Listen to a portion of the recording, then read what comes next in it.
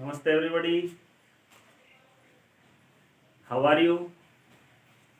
I think you will be fine and working hard at your study. We are reading the poem Elegy written in country churchyard, penned by Thomas Gray. We have discussed so many aspects. The poet Thomas Gray, sitting in the country churchyard under the shapeless trees, throws a glance at the graves which are lying scattered in the churchyard, in which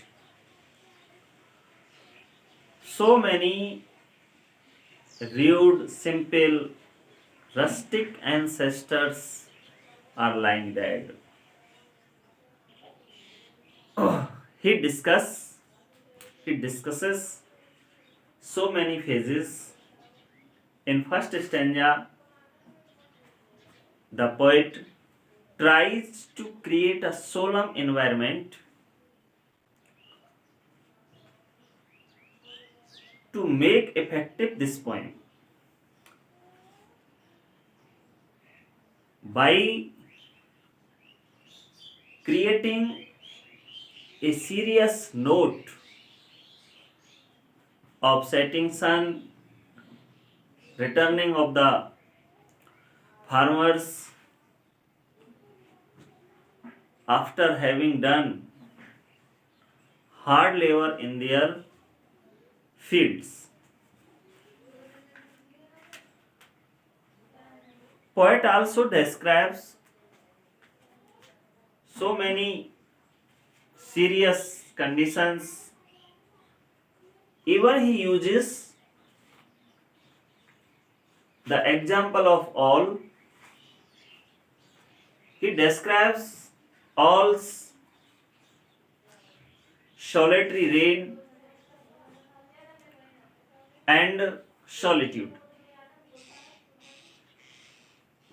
Poet Thomas Gray, in his last line, says that there is no use of blazing hearth for them because they are not able to enjoy the warmth of burning hearths. He says, we have read in our previous class that no wife will does work for the comfort of the forefathers, because now they are lying dead. They are lying in narrow cells, i.e., graves. This description has been read by us in our previous classes. हमने पिछली कक्षाओं में ये मैं जो अभी बात कर रहा था, ध्यान से इसे सुनना, listen each and every word, जिससे एक हैबिट क्रिएट होगी इंग्लिश समझने में और इंग्लिश बोलने के लिए, जो कि एक अंग्रेजी साहित्य के छात्र के लिए बहुत नेसेसरी है. हम पिछली लाइंस के बारे में कुछ बता रहे थे, कुछ थीम की बातें कर रहे थे. अभी हमने पिछली पंक्तियों में जो पढ़ा, पिछली पंक्ति हमने जो पढ़ी वो इस प्रकार से थी, A busy housewife ply her evening care, no children run to lisp their sire's return, or climb his knees the envied kiss to share. हमने अभी अभी पढ़ा, जो पिछली क्लास थी हमारी, उसमें ये पढ़ा कि कोई बच्चा अब नहीं दौड़ेगा जेलसी की किस लेने के लिए, उसके घुटनों पर चढ़ने के लिए। कोई औरत अपने पति के लिए अब काम नहीं करेगी, because he is no more in the world. उससे आगे की लाइन्स बोर्ड पर हैं। आइए इन लाइन्स को देखें।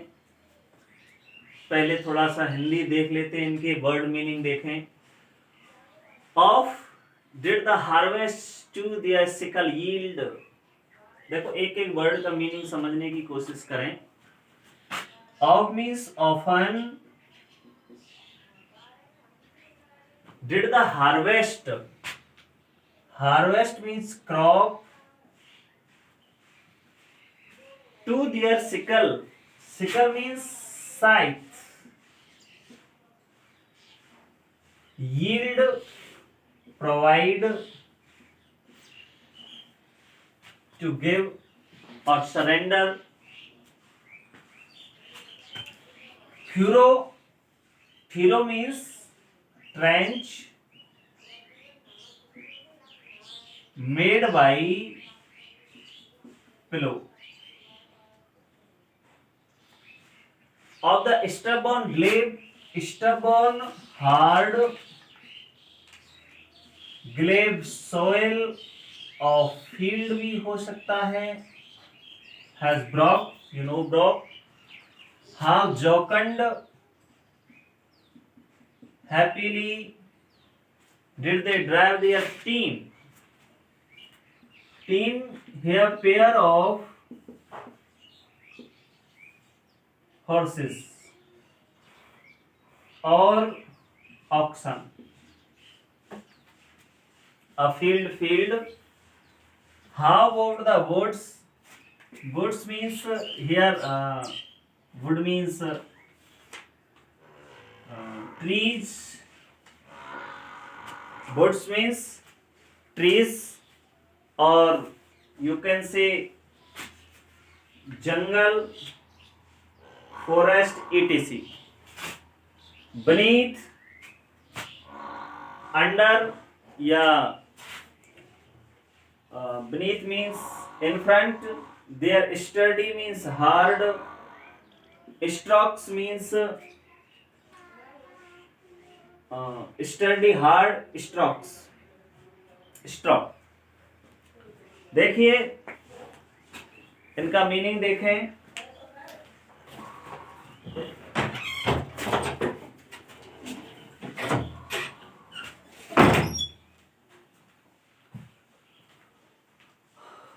ऑफ, ऑफन, अक्सर, did the harvest to their, Hindi अनुवाद देखें। These are the difficult words. Oft, often, oft did they harvest to their sickle yield. अक्सर, डिड द हार्वेस्ट, खेती, फसल, टू दियर सिकल यील्ड, समर्पण कर देती थी, सरेंडर कर देती थी। ये प्रोवाइड के साथ साथ surrender is also possible. Sickle means scythe, scythe means हसिया, हमारे यहाँ दरात जिसको बोलते हैं सिकल, थोड़ा दरात से टाइप भिन्न है। Often did the harvest to their sickle yield. अक्सर जो फसल है वो समर्पण कर देती थी उनकी हसिया के सामने। अर्थात जब वो काम शुरू करते थे, कठिन परिश्रम शुरू करते थे, तो वो सारे काम को समाप्त करके ही लौटते थे। यानी कि पूरी की पूरी फसल उनके सामने समर्पण कर देती थी, यानी पूरा की पूरा खेत काट के ही आते थे। The furrow of often the stubborn glebe has broke. Furrow of the stubborn glebe has broke. Furrow कहता है trench made by the plough. आपने खेतों को जुतते देखा होगा, तो जो हल होता है जो उसको जब जोतते हैं तो उसमें एक ट्रेंच बन जाता है, दो बीच में से ट्रेंच बन जाता है, दो जगह से मिट्टी ऊपर उठ जाती है इधर इधर से, यहाँ थोड़ा हल्का नीचा हो जाता है, कूड़ भी कहते हैं हमारे यहाँ ग्रामीण भाषा में उसको। The furrow often the stubborn glebe has broke, जो फ्यूरो है हल है, ऑफन अक्सर the stubborn glebe has broke तोड़ देता है, stubborn glebe, glebe is an a Latin word, stubborn means hard, कठोर मिट्टी को, कठोर भूमि को, कठोर खेतों को अक्सर तोड़ देता है। उनका जो कठोर परिश्रम से युक्त किसानों का फल है, जब वो ताकत लगाते हैं तो जो कठोर मिट्टी की परत है, कठोर जो भूमि है, उसको भी तोड़ देता है। How jocund did they drive their team afield, how jocund कितनी प्रसन्नता से, हैप्पीली, डिड दे ड्राइव वे हाँकते हैं, चलाते हैं, देयर टीम अफील्ड, यहाँ टीम आया है पेयर ऑफ हॉर्सेस और ऑक्सन, बैलों के या घोड़ों के जोड़ों के लिए, बैल और घोड़ों के जोड़ों के लिए आया है। मेरा कहने का मतलब है कि कितनी प्रसन्नता से वे बैलों को खेतों में जोतते हैं। How jocund did they drive their team afield, कितनी प्रसन्नता से या बहुत प्रसन्नता से जब वो जीवित थे, जब वो किसान जीवित थे, उनकी ग्रेवयार्ड्स को, चर्च यार्ड को देखते हुए कवि कहता है कि जब ये लोग जीवित थे तो इतना कठोर परिश्रम करते थे कि इनकी हंसिया के सामने पूरी फसल समर्पण कर देती थी, रुकती नहीं थी। और furrow of stubborn glebe has broke, इनकी शक्ति के सामने जो कठोर भूमि थी वो भी जोत दी जाती थी, उसको भी तोड़ दिया जाता था, वो भी नहीं ठहर पाती थी। How jocund did they drive their team afield, वो कितनी प्रसन्नता से, बहुत खुशी खुशी वो जमीन को जोतते थे अपने बैलों के जोड़े से। हाउ बोव्ड द वुड्स, कैसे झुक जाता था जंगल। देखो वर्ड वुड, वुड का जो शब्द है लकड़ी होता है, ये थोड़ा ग्रामर का मतलब है यहाँ। और वुड्स जब इसको हम प्लूरल बना देते हैं तो इसका मतलब उपवन होता है, गार्डन आप कह सकते हो, जंगल भी कह सकते हो, लेकिन यहाँ गार्डन के अर्थ में नहीं है, यहाँ जंगल फॉरेस्ट के अर्थ में इसका यूज किया गया है। ठीक है, ऐसे वर्ड्स, ये नाउन के टॉपिक का है। हाउ बाउंड द वुड्स, कैसे झुक जाता था पूरा उपवन, पूरा जंगल। Beneath their sturdy strong, beneath नीचे, their sturdy strong, उनके कठोर कुल्हाड़ियों के प्रहार के, उनका जो कठोर कुल्हाड़ियों का प्रहार होता था, अर्थात जब वो लकड़ी काटते थे तो पूरा जंगल उनके सामने झुक जाता था। उनका जो कठोर कुल्हाड़ियों का प्रहार होता था उसके सामने पूरा के पूरा जंगल झुक जाता था। ये इसका एक्सप्लेन हिंदी अनुवाद है। देखिए, describing the hard work that is done by the farmers, by the rude forefathers who are lying dead in the graves, recalling their hard labor, the poet says that when they were alive they worked hard. When they were alive, they worked hard in their fields. Whenever they take scythes in their hands, all the harvest and crop were cut down by the great effort of their force. He says that when they were alive, they worked hard, and when they plowed the fields, even the hardest soil, hardest field would be broken, and they made a trench in their field with the great effort. The poet discuss their working style and says that when they were driving their pair of oxen or horses, they felt felicity. Felicity, a great happiness. Felicity means great happiness. And he says that the whole forest would be surrendered before the stroke of their axes. When they started cutting the trees, they cut all the trees in no time. Okay, that was the effect of their hard labor. These are your 4 lines. अगले 4 lines देखते हैं. एक बार आप देख लो, उसके बाद देखें next 4 lines.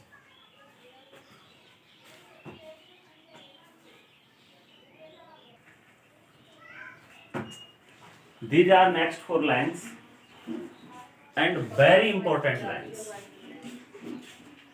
Let not ambition mock their useful toil. इनका एक्सप्लेनेशन हम कराएंगे क्योंकि ये एग्जाम की दृष्टि से बहुत इंपॉर्टेंट लाइन्स हैं. Let not ambition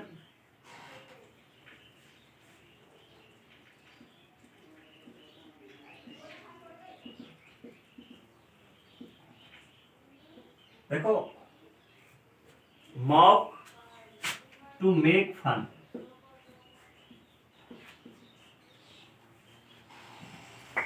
Let not ambition. Ambition इस ये जो लाइन है, in this line a figure of speech is used named personification.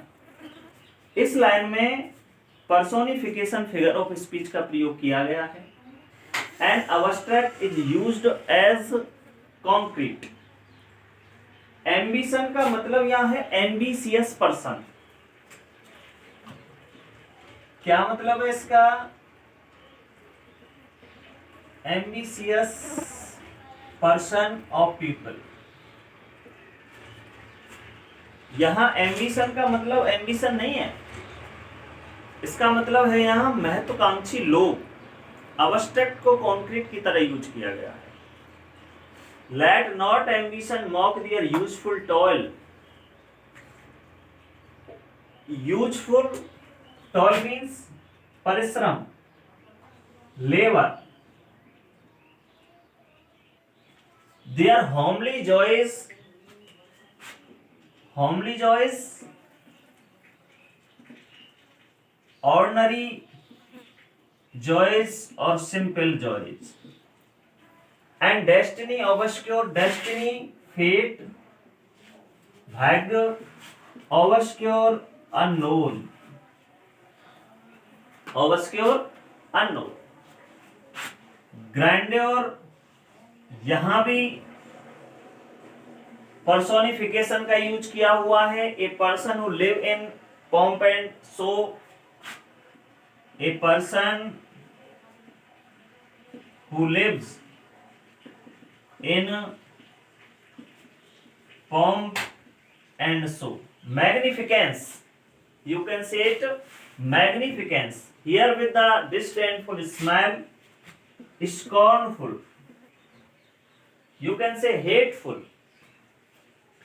The short and simple annals, history of the poor. That is word meaning. देखो, ambition जो शब्द है यहां पर ये पर्सोनिफिकेशन के रूप में आया हुआ है. पर्सोनिफिकेशन एक ऐसा फिगर ऑफ स्पीच होता है, चूंकि आप सेकंड ईयर में पढ़ते हैं तो फर्स्ट ईयर में निश्चित रूप से पढ़ा दिए होंगे आपको, जिसमें किसी निर्जीव वस्तु को, किसी अब्स्ट्रैक्ट को एक व्यक्ति की तरह पेश कर दिया जाता है. Let not ambition mock their useful toil. Let not ambition, ambition means ambitious person, people, aristocrat people. जो धनवान लोग हैं महत्वाकांक्षी लोग हैं उन्हें उनके उपयोगी लेबर का, परिश्रम का मजाक मत उड़ाने दो। अर्थात जो व्यक्ति पॉम्प एंड शो में रहते हैं, एरिस्टोक्रेट हैं, बड़े लोग हैं, एम्बिशियस हैं, महत्वाकांक्षी हैं, उन लोगों को, इन गरीब लोगों के उपयोगी परिश्रम को यूजफुल टोल क्यों कहा गया है? Because a labour, a farmer works in the field to grow corns, grain, so that all the people of the world can feed. Let not ambition mock their useful toil. उनके इस जो ambitious लोग हैं उनको उनके उपयोगी परिश्रम का मजाक मत बनाने दो, उनको उनका मजाक नहीं बनाना चाहिए। Their homely joys, और किस किस का मजाक नहीं बनाना चाहिए? Their homely joys, उनके साधारण खुशी। देखो, जो छोटे लोग होते हैं उनकी खुशी भी छोटी होती है। छोटे लोग छोटी सी चीज से प्रसन्न हो जाते हैं और बड़े लोगों के लिए प्रसन्न करने के लिए बहुत बड़े एफर्ट्स करने पड़ते हैं। तो देयर होमली जॉयज, उनका जो होमली जॉय है, जो साधारण छोटे छोटे उनके जो आनंद हैं, उनका मजाक मत उड़ाने दो। एंड डेस्टिनी ऑब्सक्योर, और मजाक मत उड़ाने दो उनके ऑब्सक्योर डेस्टिनी का, अर्थात गुमनामी के भाग्य का। डेस्टिनी फेट, भाग्य। ऑब्सक्योर अननोन, उनका जो अननोन, जो गुमनामी का जीवन है। देखो, most of the village people live in the life of obscurity. They get birth there, they grow there, and in the end they die there. Nobody knows them. obscure life क्यों होती है ऐसे लोगों की? अधिकांश जो ऐसे लोग हैं गांव में जो रहने वाले हैं, अकॉर्डिंग टू द पोएट, वो पैदा होते हैं, वहां अपना जीवन चक्र पूरा करते हैं, complete their life circle, and they die without getting any identity. वे मर जाते हैं बिना कोई पहचान प्राप्त किए। वहीं पैदा हुए, वहीं कैद किया, वहीं मर गए। कैसा जीवन हुआ? ऑब्सक्योर लाइफ हुआ। Their homely joys, और मजाक मत उड़ाओ। Don't make fun of their ordinary joys, ordinary way of the happiness, and the destiny obscure, and don't make fun of their obscurity life, obscure life. Nor grandeur here with the disdainful smile. Grandeur, again personification is used here. Nor grandeur, ना ही magnificence को। A person who lives in pomp and show, ऐसे लोग जो बहुत अच्छी स्थिति में रहते हैं। Nor grandeur hear with the disdainful smile, और जो ऐसे लोग हैं वो भी उन्हें घृणित मुस्कान के साथ ना देखें, ना सुने। डिसडेनफुल स्माइल, स्कॉर्नफुल, तिरस्कारपूर्ण, you can say hateful. The short and simple annals of the poor, ये जो लोग हैं ये इन्हें घृणित दृष्टि से ना देखें, ना उनकी ऐसा सुने। The short and simple annals of the poor, इन गरीब लोगों के संक्षिप्त और सामान्य संजीदगी, सादगी से भरे हुए इतिहास को, इन गरीब लोगों के सामान्य और संक्षिप्त सादगी से भरे हुए इतिहास को, उनकी इतिहास को, ये जो बड़े लोग हैं, ये कभी भी, लेखक चाहता है, पोएट चाहता है कि इन लोगों को कभी भी इनके इस इतिहास को घृणित दृष्टि से, घृणित स्माइल के साथ, कुटिल मुस्कान के साथ नहीं देखना चाहिए, नहीं सुनना चाहिए। इसका हिंदी एक्सप्लेनेशन है, describing the fate of the poor, rude, rustic ancestors, the poet wants that society should give their honor to them. He wants that a person who live in the aristocrat life, who lives in the aristocrat lives, should not mock, should not make fun of their useful toil. Because a farmer, a villager works in their field, so that all the people of the world may eat, may fulfill their hunger. And the poet says that nobody should make fun of their obscure life and the way they get happiness, because the way they get happiness is so simple. They need not any tremendous, any enormous efforts to be happy. They becomes happy with the simple and sweet things. Again, the poet says that the person who live in pomp and show should not cast a look of hate, abhor at that pupil. And their life, their history is short and simple. Because of short and simple history, the poor should not hated. The poor should not be hated. The poet wants everybody should